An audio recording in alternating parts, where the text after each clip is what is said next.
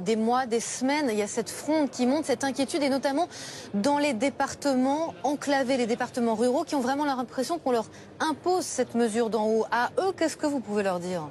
Vous savez, moi je suis élu d'un département rural en Haute-Vienne qui a ses routes départementales avec souvent sans séparateur central. Donc je suis vraiment dans ce contexte-là. Il y a des tests qui ont été faits par des journalistes, de vos collègues de la presse quotidienne régionale, qui ont montré que sur les trajets du quotidien, entre 30 et 40 km, vous perdez en moyenne entre 2 et 3 minutes sur chaque trajet.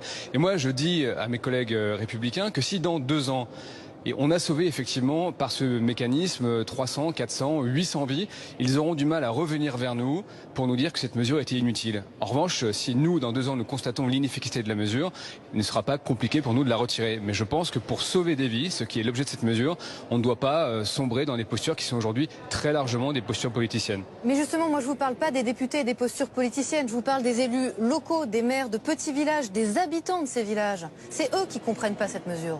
Oui, mais vous savez bien qu'à chaque fois qu'on a voulu prendre des mesures de sécurité routière, ça a été le cas pour l'obligation du port de la ceinture de sécurité en 1973, ça a été le cas dans les années 90 pour limiter à 50 km/h la vitesse dans les agglomérations. À chaque fois, ces mesures ont été impopulaires parce qu'elles touchent, il faut le dire, c'est vrai, à la liberté de circulation de chacun, et c'est donc une dimension qui est à la fois symbolique et extrêmement individuelle. Et moi, je vous le redis, mais c'est assez largement instrumentalisé politiquement, cette mesure, parce qu'elle touche à notre liberté de circulation. Mais encore une fois, le courage politique de ce gouvernement, c'est de prendre des mesures qui peuvent être impopulaires dès lors qu'elles servent au plus grand nombre. Et c'est le courage de ce gouvernement que je soutiens pleinement.